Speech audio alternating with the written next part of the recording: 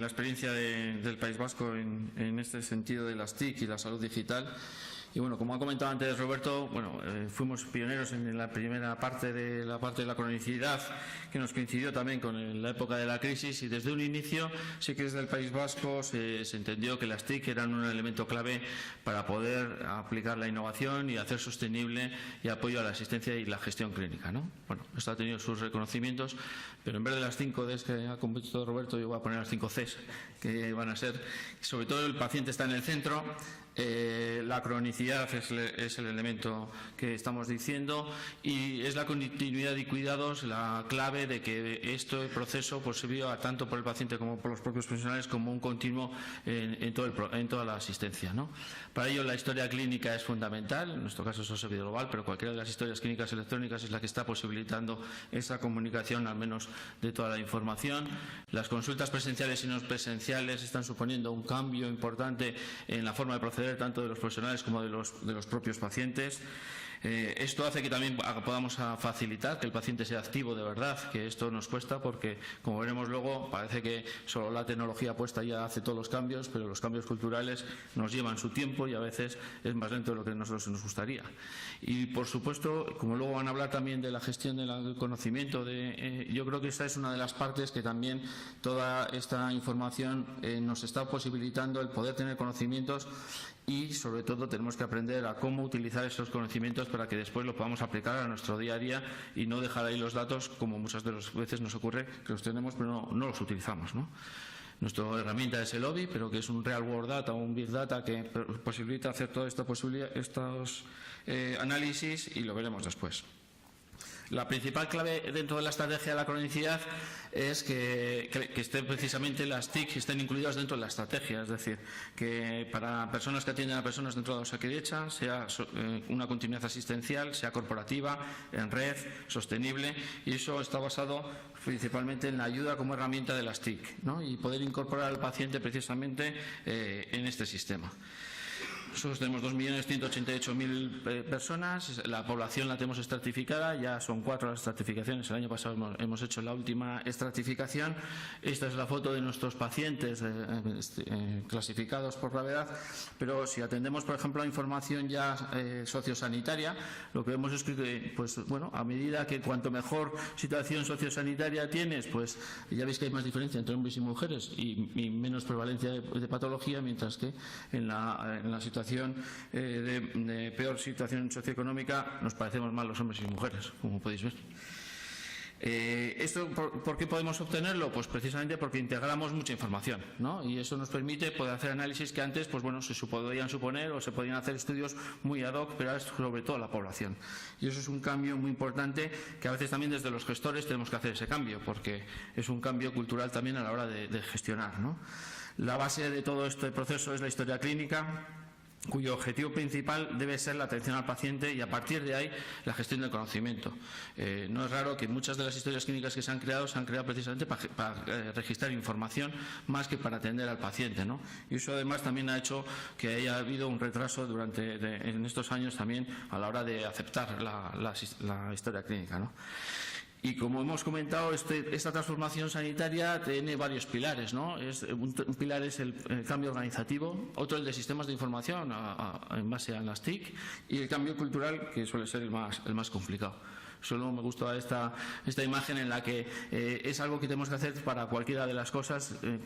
Estamos acostumbrados a que nos miran por la foto que nosotros sacamos, nos medimos solo nuestro pequeño currículum, pero cuando nos ponemos en la situación del paciente o nos alejamos un poco, pues la foto a veces no nos gusta, ¿no?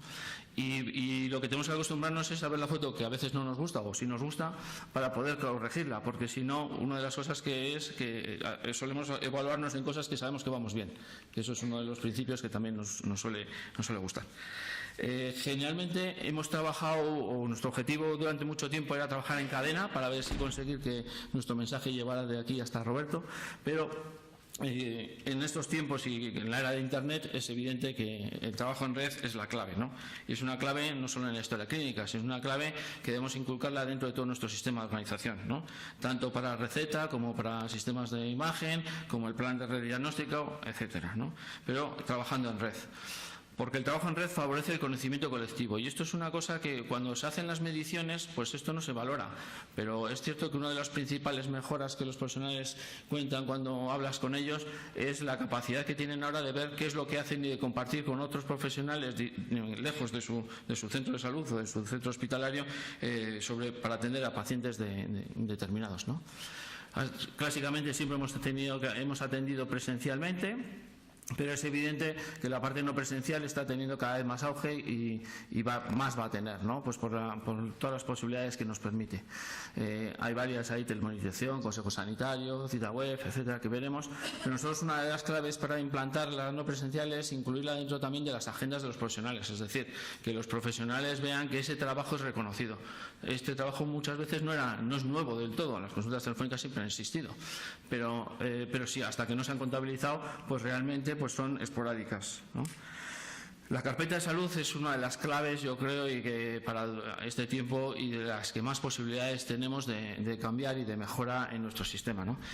No solo porque nos permite recuperar información, que es la visión básica y clásica, sino porque no solo de los nuestros, sino también de acceso a terceros, que acabamos de activar también nosotros, tanto para menores como para los mayores, sino que podemos enriquecer también la historia clínica pues con documentos, podemos incluir información nosotros dentro de las bases de datos para que se puedan añadir a la historia clínica, y sobre todo el gran reto, el gran cambio es el poder interactuar con profesionales, ¿no?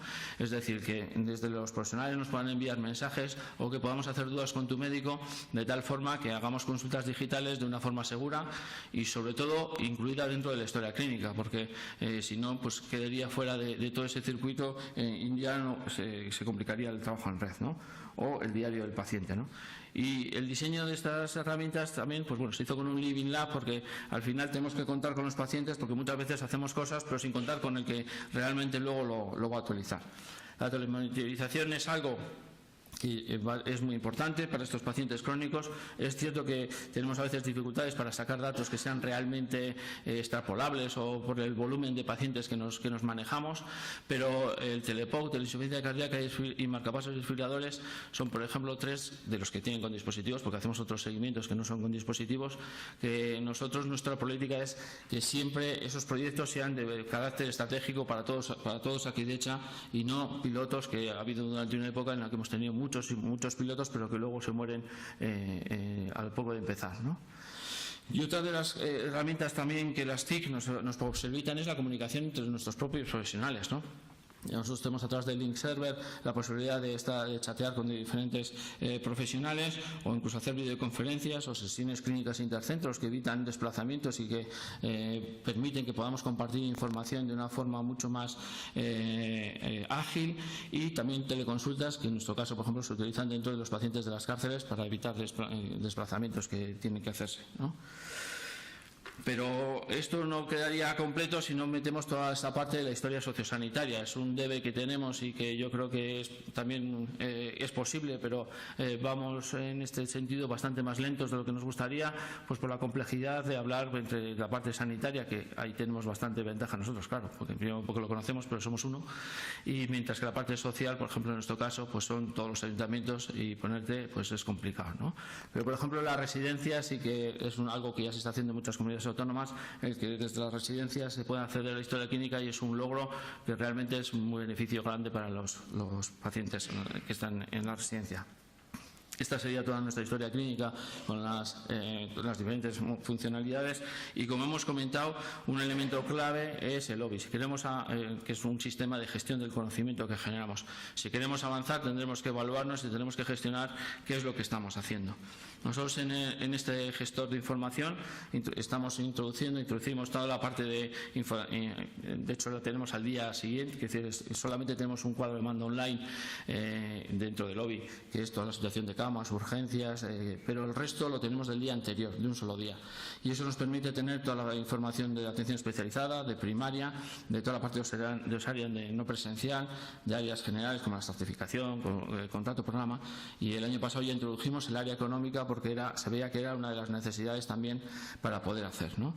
Y está pendiente el área de recursos humanos. Es evidente que cuanto más elementos tengamos aquí, más fácil podremos esa visión global que hemos dicho antes, que veíamos que era necesaria, pero que para eso es necesario hacer todas estas necesidades. Porque tradicionalmente estamos acostumbrados a trabajar pues cada uno en nosotros siempre trabajando con nuestros cajones, con nuestros apartados, y es cierto que ese análisis parcelado por servicio hace que muchas veces incluso nos obligaba a los profesionales a replicar o a duplicar la información para poder tenerla en cada uno de nuestros sistemas o en el sistema que nos vayan a evaluar, ¿no? Y eso es algo que debemos evitar, ¿no? Y no nos debemos olvidar en la salud digital pues la innovación, ¿no? Yo creo que la inteligencia artificial, que luego igual también hacen referencia dentro de la mesa, es un elemento clave.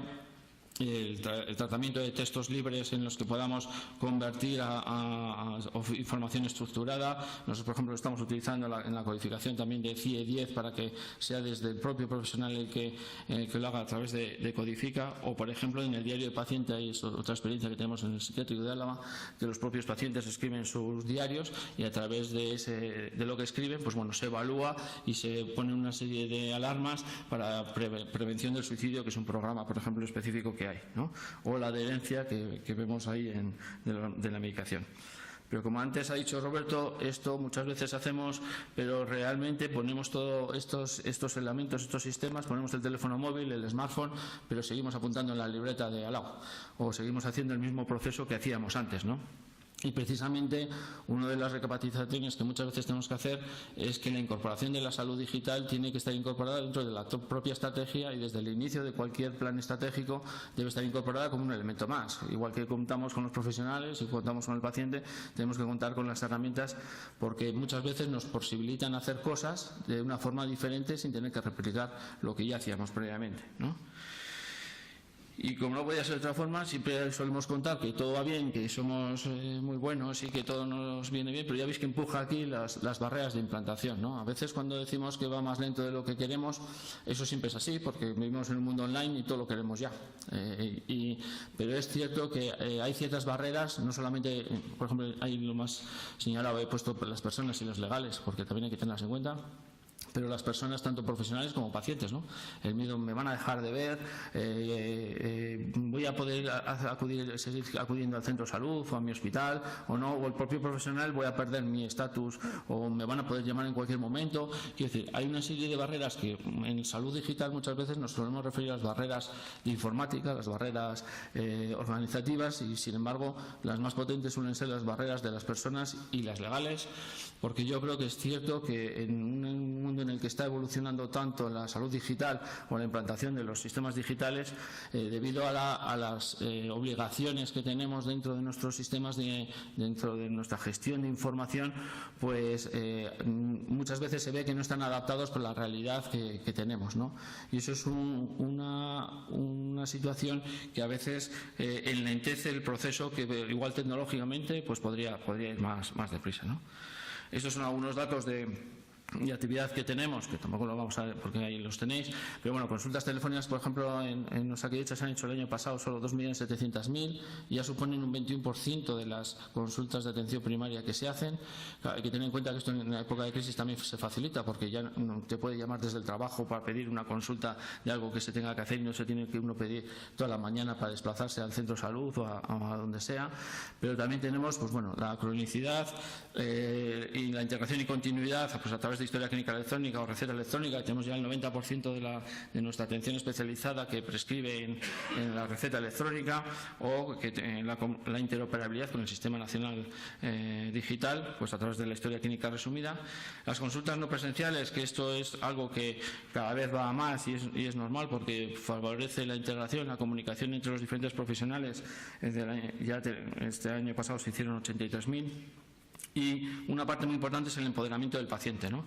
Más de 500.000 personas el año pasado pues del País Vasco pidieron cita web y hicieron 1.800.000 citas que se gestionaron ellos mismos, ¿no? Eso es algo que es muy importante, ¿no?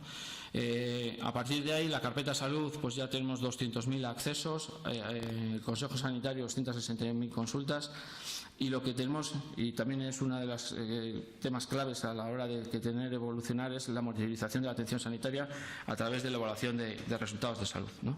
La salud digital facilita la interoperabilidad, las residencias, la historia clínica digital, la seguridad del paciente, que es algo que también se debería evaluar, porque a veces cuando se dice cuáles son las mejoras, solamente por la seguridad que se da cuando a alguien le van a extraer sangre y con un dispositivo móvil se identifica que realmente es él o que el que le vamos a poner la medicación es él, solo eso, los errores médicos que está evaluando muchas veces no se evalúan. El registro de información in situ es algo a lo que siempre tendemos, a pie de cama, en emergencias, en domicilio, es decir, evitar copiar información. Nos hemos pasado la mitad del tiempo que trabajamos los asistenciales copiando lo que dice el otro.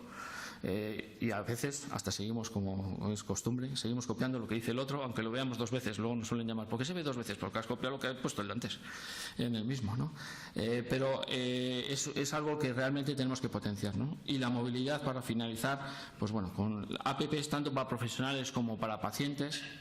Nosotros, para dentro de las apps de profesionales, aparte de la historia clínica, es cierto que tenemos que facilitar que haya determinados registros, pues por ejemplo, sobre todo nosotros en la parte de enfermería, que se llevan en unas tablets y que se incorporan automáticamente en la historia clínica, o las apps para los pacientes que estén gestionadas o dirigidas desde los propios servicios de salud, acompañándoles, incluso dándoles información que dentro de carpeta puedan consultar con su información, ¿no?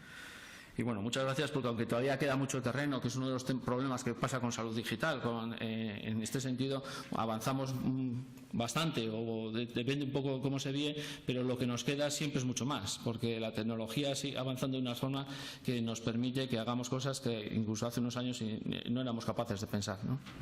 Gracias.